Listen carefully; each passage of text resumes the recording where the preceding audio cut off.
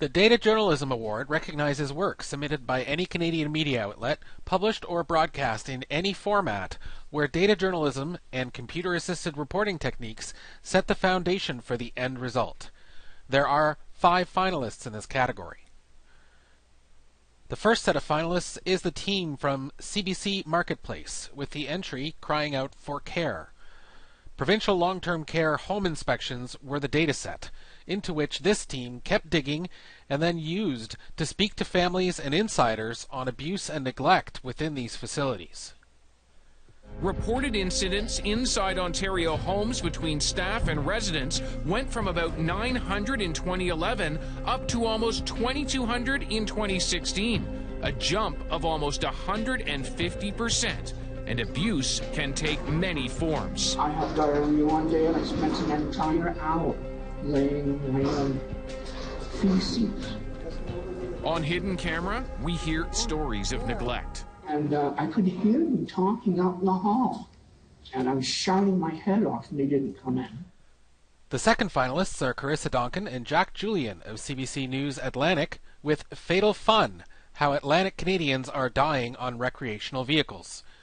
The dataset here was police reports on ATV and snow machine deaths from across Atlantic Canada, rounded out by creating a database with information from media releases and media coverage.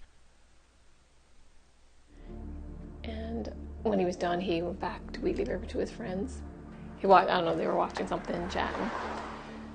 They had just a couple drinks. He called my son, see if he'd come pick him up. He said he was going to go put it away in the barn.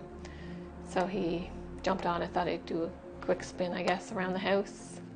Did a spin around the house, lost control, and hit a tree. When he went to put it away, that he was just going to put it in the barn, so he didn't put his helmet on.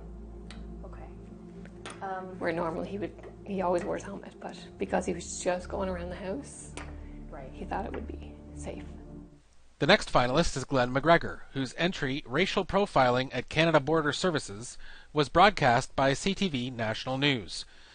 In response to anecdotal criticisms that those of color and or Arab ethnicity are more likely to be sent for secondary inspection at our airports and borders, Mcgregor fought to obtain a massive data set from the CBSA. It confirmed the anecdotes. People from Middle Eastern nations were flagged for secondary customs screening at Canadian airports about 13% of the time last year, along with more than 11% of travelers arriving on passports from African or Caribbean countries. Roughly 4 times the rate as citizens of the European Union and 5 times as often as British or Irish nationals. We get calls every other day almost from Muslims, both Canadians and foreign nationals, who are accessing our airports and coming in through our borders and subject to more questioning than the average person. The next finalists, whose work was published by the Globe and Mail, are Bill Curry and Tom Cardozo, with work showing the federal Liberals violated their own fundraising rules.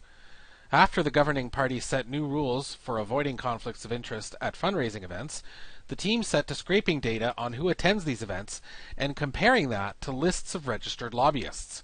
It found multiple breaches of the new policy and a loophole that allowed a lobbyist access through high-priced fundraisers that also categorized them as preferred donors.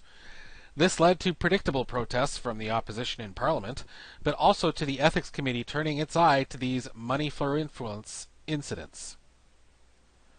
The final finalists are the 17 members of the team at the Toronto Star behind the project Medical Disorder. This ambitious project involved analysis of disciplinary and licensing records of physicians who are permitted to practice in both Canada and the U.S., which the Star forged ahead with after a U.S.-based media partner backed out. The work revealed how easily bad physicians can escape their pasts simply by crossing a border and practicing their profession on the other side. They benefit from an honor system that doesn't verify whatever gets written on a license application, and Canadian regulators that hold on to data on physician sanctions with an iron fist.